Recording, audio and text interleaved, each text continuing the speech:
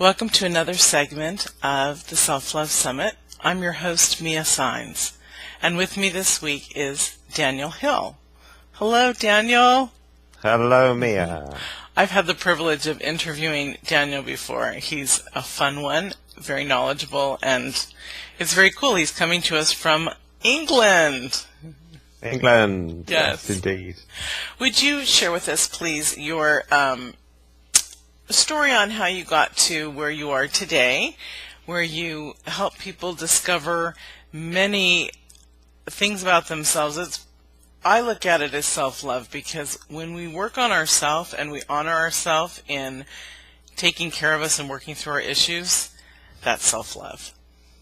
Yeah, I'd agree with that very much. I got into it because I'd had 4 years of traditional counseling, and I wanted to feel better, whatever that means, but I knew I wasn't feeling right, particularly. I was wanting to improve myself, and so after 4 years of just talking about how I was feeling, then I started to get into other things that were slightly deeper than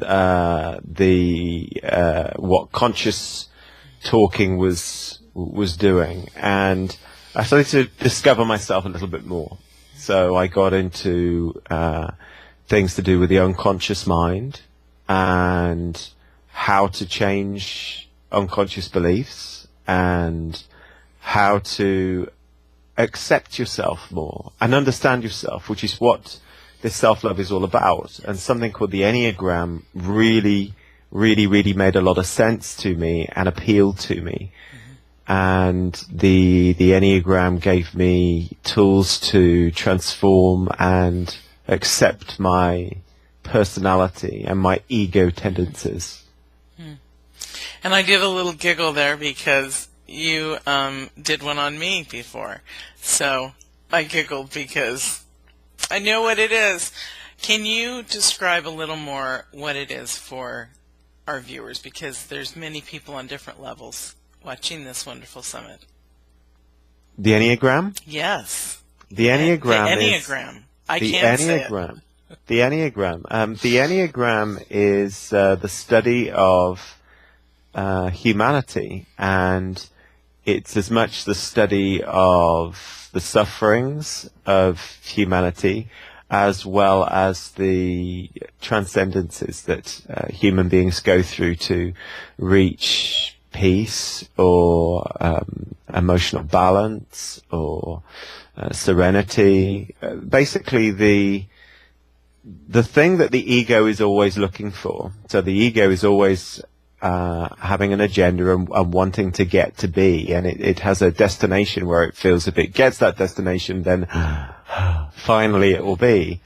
But the enneagram teaches us that that'll never ever work, and the sufferings for the 9 personalities, of which there are 9 types, are based around the 3 needs of the ego, which are love and approval, security, and control. So you've got 3 personality types with love and approval as their main agenda, 3 as security, and 3 as control. And people often have recognized this, where they'll say, that guy's a control, he's got such a control freak, he's got such control issues, where other people would have love and approval as their main you could call sin, as their main objective. It's the thing that's always there. And a traditional psychologist would be delving into the psyche of that individual to understand why that individual has such an agenda to be loved and approved of in such a way. Whereas the enneagram teaches us that it is a mix of our nature and nurture, and it's not that just our conditioning and experiences that will drive us to be certain types. So ennea means 9, and gram means graph. So it's a graph of 9 types, and they all interrelate and go into one another. So the enneagram is basically, you said, not just our conditioning, so not just our our social It doesn't- upbringing. It's what It doesn't. There is a sort of split debate, but my understanding and the individuals that I've spent time around and taught and learned from and have and studied would say that it's not defined by your upbringing. It's not defined by your nurture. It is your nature. That's So what I was going to ask. It's what it's we're what you're- inherently born with. It's your cloak, and it's the cloak that you were born with throughout life, and you can't get around it. I mean, there are 9 types. There's not a 10th. That some people would say, well, I don't mean any of these 9, but they will do. And so I've explored this for the last 7 years, and I've found it utterly fascinating. My personality type would, as a 6, as a questioner, so my natural tendency is to question things. So often in this work, it helps me because I'm often questioning the individual's suffering. Why are they suffering in such a way? And often I can very much understand someone's enneatype and their ego persuasion. And then thus you can help someone be able to guide them towards their opposite tendency, which is always where your transformation is going to be, and what self-love is. I'm finding this fascinating because yesterday I interviewed a celebrity numerologist who I happen to be friends with, and I was honored to get her.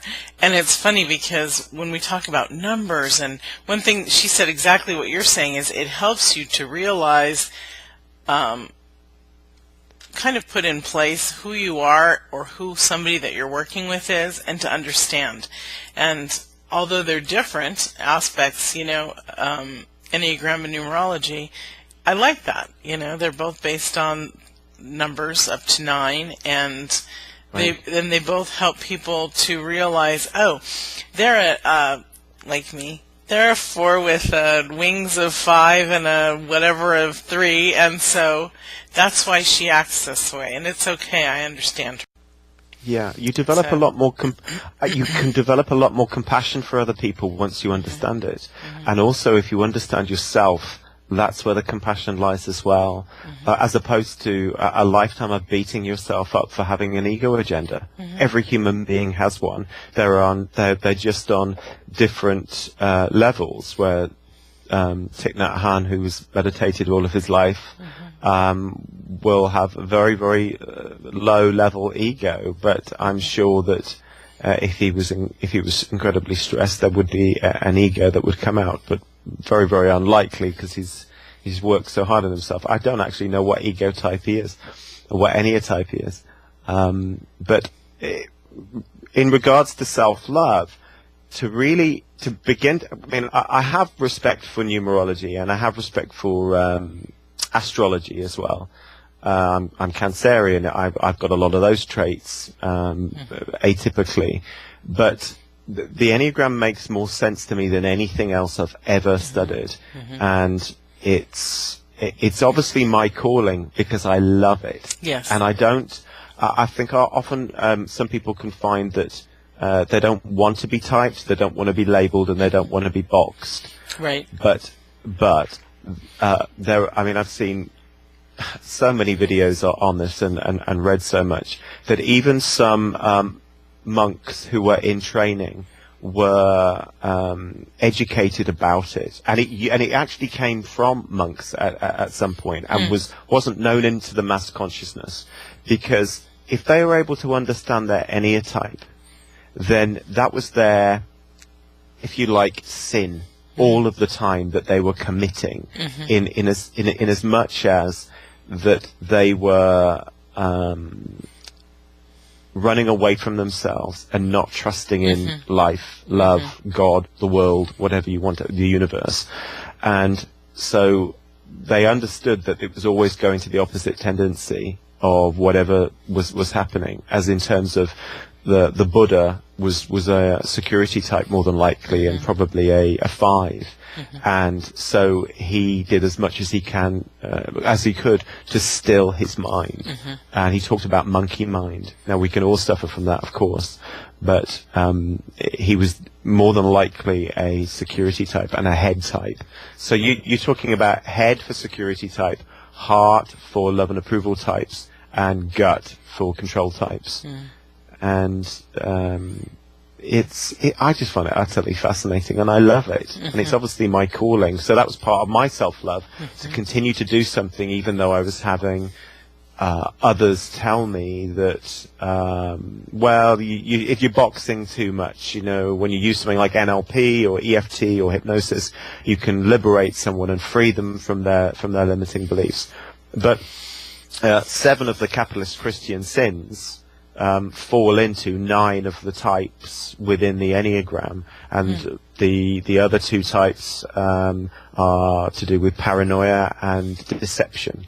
But you have anger, envy, avarice, gluttony, lust, and sloth, and they're all part of the 7 definitive types, and they discovered 2 more. And it's well beyond even my understanding, even though I've studied it intently for 7 years. But once you understand yourself, yes, that can lead to more self-acceptance and self-understanding, which of course is self-love. Right. You've covered a lot of topics that I wanted to just jump in briefly. No, it's perfect. Okay, so I'd like to cover compassion, ego, and a few other things. So let's talk about compassion and self-love, because when you brought up either the word or something that made me think of compassion, I thought we really, as spiritual beings, need to learn in our human form what compassion truly is in order to forgive, to love more, to be more completely happy. So let's talk about that. Share your ideas. That brings tears to my eyes right now. Sort of, yes, absolutely. Wonderful. Would you like to share your tears and your any human being that is in suffering or who is causing suffering is trapped within their ego tendency. They're so trapped in their agenda, and I really started to understand this. So you can look at like leaders such as Pol Pot or Hitler or even mass murderers who I ended up researching. It was just just absolutely fascinating. And one of the guys that I can't remember was one of the American mass murderers, and he said something. Would you know why you do it? And he said, because it gives me a sense of control. I went, control, there's that word again. So he's more than likely going to be a control type. He might not be, but he's more than likely he's going to have an ego. He's going to have an enneagram type. Why is he doing what he's doing? Because he needs to have a sense of control. And when he doesn't understand who he is, why he's here for, he's got very low self-worth and lack of significance. Suddenly, by becoming a mass murderer, he gains massive amounts of significance, and he begins to take control. But and then because it's enabled me to develop more compassion for other people, because, of course, they can never get to that place of being. You can't kill enough people to finally go, finally. It's going to be a forever, whatever it is. And whether it becomes a sick addiction. Absolutely. But in the same way as somebody can have a sick addiction to cigarettes. Exactly. And they would be killing themselves slowly. Or alcohol or drugs or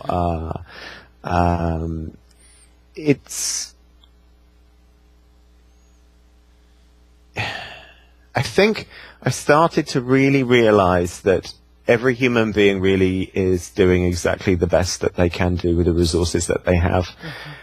And when you look at some of the literature which the Enneagram offers, and I invite listeners to go out there and research it themselves, and you can do personality tests for free on many websites.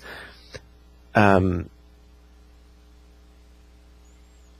started to give me a great understanding of what the teachings of Allah were about, Jesus, the Buddha, Krishna, everything, because there was always a commonality, which is put your faith in God, or put your faith in life, or with Buddhism it was stopping the mind, and if you stop this mind, then you'll have peace. Mm-hmm. And also sort of the tie-in with the seven sins, whereas it was a sin against God, anger, gluttony, all of those seven deadly sins. And then thinking, well, you've got those seven, but then there's also these other two that they've brought in, so deception, and which 3 suffer from, and 6s suffer from paranoia, so it's fear, and that wouldn't necessarily have been seen as a sin against God, to be paranoid, but to be angry all of the time, to be prideful all of the time, to be envious all of the time, be avarice all the time. Gluttony, sloth, lust, you're never ever finding that end result. You're always looking for something at the end of the rainbow, which is the ego's not settled. It has to find this thing, and of course it will never work, ever. It's impossible. Another term is balanced. Right. Yeah. Yeah. Because it seems like today we're using that word more, and so yeah, right. You're never balanced unless you take it into your own hands and stop. Right. Yeah. And as you know, as a 4, emotional balance is what the ego wishes to experience, that equanimity. But with all of the other types, there are different outcomes that they're looking for. Mm-hmm. But it is eventually all a sense of inner calm, peace, balance, love, beautiful things that the ego never thinks to look for. It's always somewhere in the distance, somewhere in the future, or pining about the past. Viewers, he was talking about me and number 4, just so that they understand. They might have seen our videos before. Yeah. Would you like to share with us, because now I'm interested what some of these other ones, what 1 through 9, I know you touched on it before, but now I really want to hear it. Okay, I'm just gonna cheat right now. Okay. So if you go, I can tell everybody else this. So if you put into Wikipedia enneagram of personality, and up this comes, then I can cheat, and it will just be right here. Because 3, 2, 1, there they all are. And so you have with type 1s, so people who suffer from anger issues, type 1s usually are perfectionists, and it's also nice to be call them the reformer, but they have a striving for perfection all of the time. And thus, because this striving all of the time for perfection is ongoing and relentless, because everything's got to be perfect, they can suffer from things like OCD and obviously perfectionistic issues, criticizing themselves, huge inner critics, and obviously sometimes critical of others. But they're looking for serenity. That's what they want, serenity. 2s, which are the love and approval type, or the first part of the love and approval type, they are the helpers in life, and they will always be wanting to help others, because paradoxically, if they help others, then they will be loved back, because there is an agenda. They wouldn't like to have an ego agenda, but their ego agenda is pride. And they can go, look who I've helped, look what I've done, even if they're not saying it externally. That they know it, and so their vice, or the passion, is pride, and the virtue is humility. So it's to be humble and to remove themselves out of the question, look where this person is now. It's got nothing to do with that individual, so it's everybody's in their own time and place, and exactly unfolding, just so that as the 2 has helped another person, The 2 has allowed that to happen, and there is an agenda. 3s, who are always searching for to be an achiever, to do extremely well. They have a basic fear of being worthless. And even though, and I've had them in this room, they're earning £140,000 a year, that's close to $200,000 a year. And yet they have this constant worthlessness all of the time, always pushing to be best. And so they can suffer from deceit, because they have to prove that look at me, I'm doing so well. Yet their virtue is truthfulness and authenticity, because that's going to that opposite tendency. If you're trying to achieve, which is what the ego is always wanting to do, I want to get to be on, I need to be really successful. How could you possibly be authentic? Because it's a paradox. Now, of course, you can, and there are lots of people coming out with books who are 3s, maybe or without even knowing it, and but are being quite humble with it and authentic. So that's what it's truthfulness, authenticity. That's the opposite end of the scale. With 4s, it's equanimity, emotional balance, which we've discussed with you.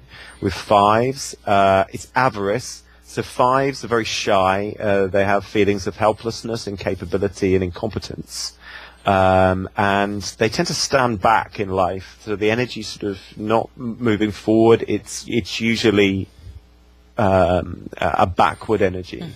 So avarice, which is greed, but it's greed for knowledge. I have a 5 wing, so it's why I'm quite knowledgeable on quite a few things. But that's my ego that's wanting me to seek things so I could master them. I wanted to know these. I needed to know more, and it's always there. But I need to know more. Okay, well, maybe we've learnt enough, and the ego's going, maybe there's something else to learn. Maybe there's something else to do, and the virtue is non-attachment.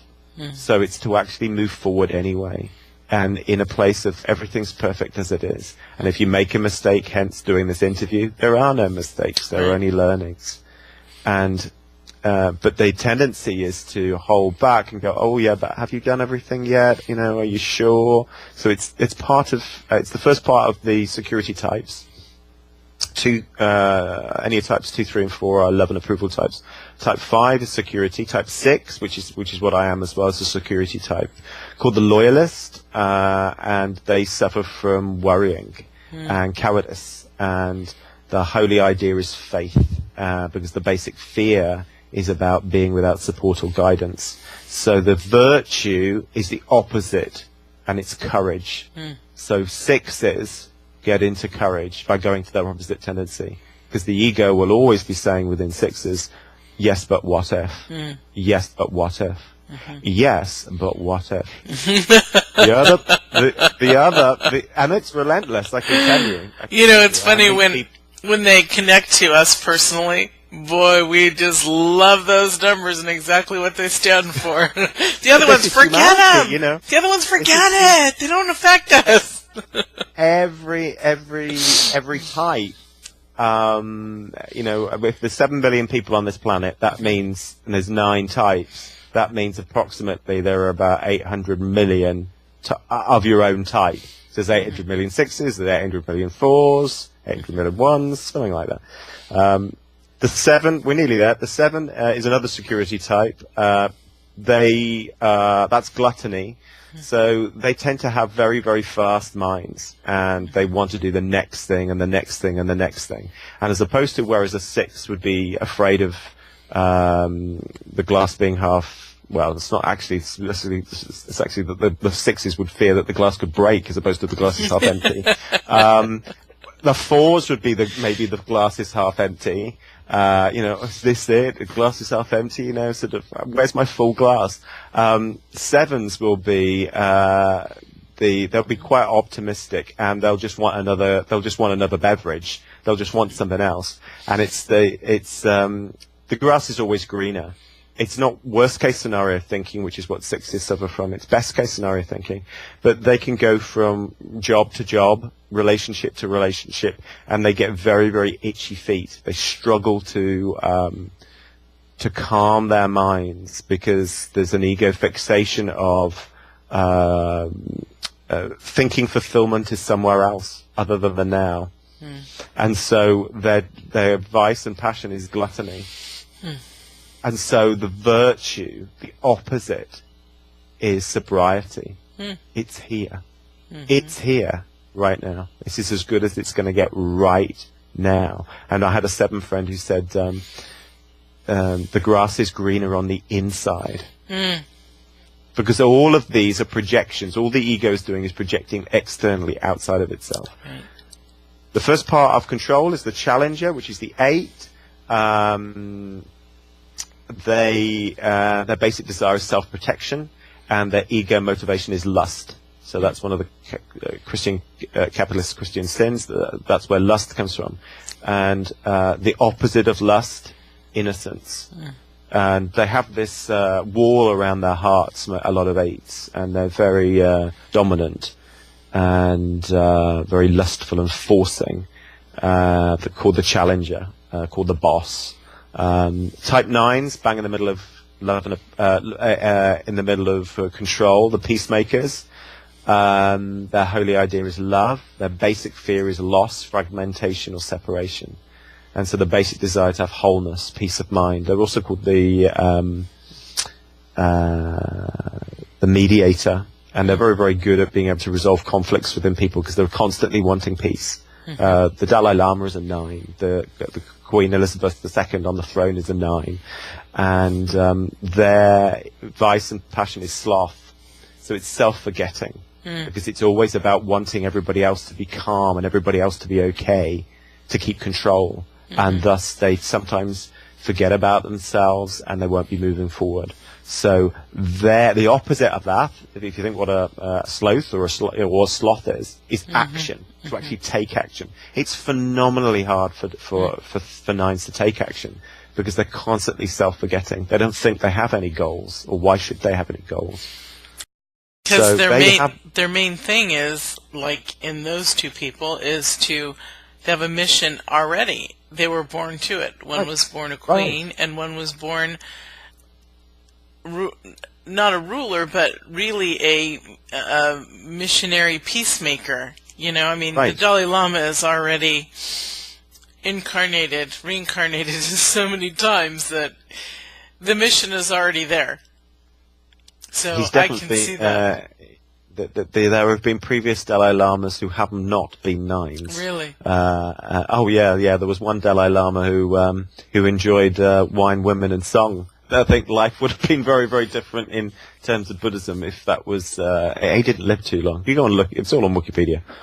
So, but here you have ego fixations. So within the 1, it's resentment. With the 2, it's flattery. With 3, it's vanity. With 4, it's melancholy. With 5, it's stinginess and retention. With 6, it's cowardice and worrying. With 7, it's planning and anticipation. With 8, it's vengeance and objectification. And 9, it's indolence, daydreaming. So let's do the virtue of that, because really we want to be the positive. With 1, Go ahead. Have you got it up? Are you looking at it right now? No, I was going to say with 1, the opposite would be something beautiful. Serenity. And the number 2, the helper, humility. Number 3, truthfulness, authenticity. Number 4, equanimity, emotional balance. Number 5, non-attachment. Number 6, courage. Number 7, sobriety. Number 8, innocence.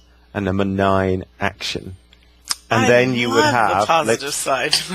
Exactly. And you would have, if every human being was doing that on planet Earth, every human being, you'd have, and every human being was literally a walking Messiah, or a Jesus, a Buddha, a Krishna, an Allah, a Muhammad, I should say. They would just be peace on earth, wouldn't there? There'd be no agenda anymore. You'd have all these incredibly highly evolved beings that were no longer having an ego fixation. Exactly. The suffering, our personal sufferings are caused by our ego, and the sufferings that are going on around the planet are caused by ego. And if we decide that we want to live in a more peaceful life for each of us, then you have to make a commitment to being and creating peace within personally. It's that simple. So if you want to create a better world, start with yourself and start by looking at your actions, looking at your motivations, and being honest with yourself. And since this is a self-love summit, I invite people to go and discover their types. It's sometimes quite challenging to begin with to think, I have an ego agenda. I've got no problems. I'm okay. But every human being has an ego, and every human being has an agenda.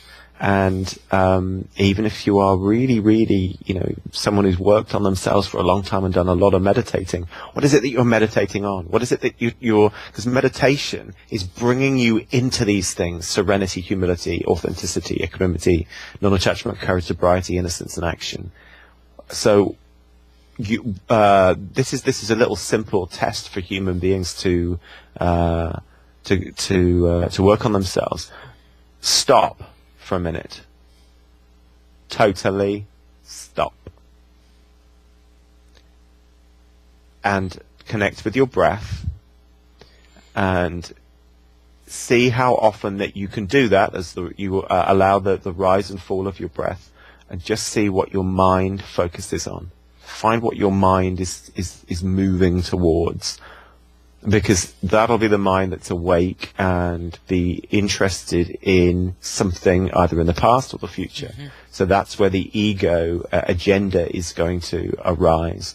And if you give it enough space and just watch it, observe it, as if it was a cat, as you were meditating, and it had got up and it started to move somewhere, it'll be moving towards somewhere. And the more that you pay attention to what it's wanting, the more that you've got an idea of what your enneatype will be. Interesting, okay. And then exploring it further, and I certainly, personally, as well as with many, many of my clients, have found much more self-love, self-acceptance, and compassion for myself and others. Because then you're able to understand why you're suffering. It's not necessarily just the understanding in itself is going to liberate you from your suffering, but it's a part of the journey, and it's the start. And it'll certainly help you towards developing compassion for others. And if you're looking at a place of self-love, well, why is having compassion for others anything to do with self-love? But if you are more compassionate towards other human beings, you're going to be less envious, less angry, perhaps less controlling, perhaps less fearful. And if you are giving to yourself the goodness of which compassion, which is what compassion offers us, the peace that comes with compassion. Because the compassion, there's no agenda with compassion. It's just understanding that there's a suffering here, and it's observing that, and that in itself is self-love. That in itself is miraculous. So, Daniel, you have a free gift for the viewers. Would you like to share that? Yeah, my free gift is a consultation with me for 20 minutes. That's and that awesome. may be about the enneagram. It may be about EFT, maybe about NLP, anything that I do. But I work locally, and I work around the world, and I work over Skype. Exactly. I think that's wonderful. I work over Skype, so that's perfect. Wonderful. And what would you like to leave the viewers with? A heartfelt Daniel.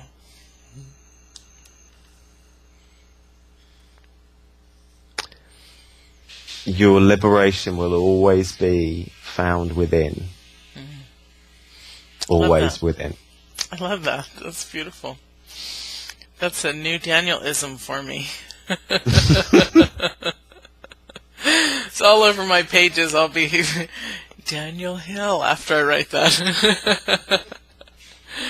Thank you so much, Daniel. This was a pleasure as always. You're a fun one to interview, and I so honor this time with you. Thank you. Thank you, Mee. Thank you. Thank you, viewers, for watching, and we'll see you all in the next segment.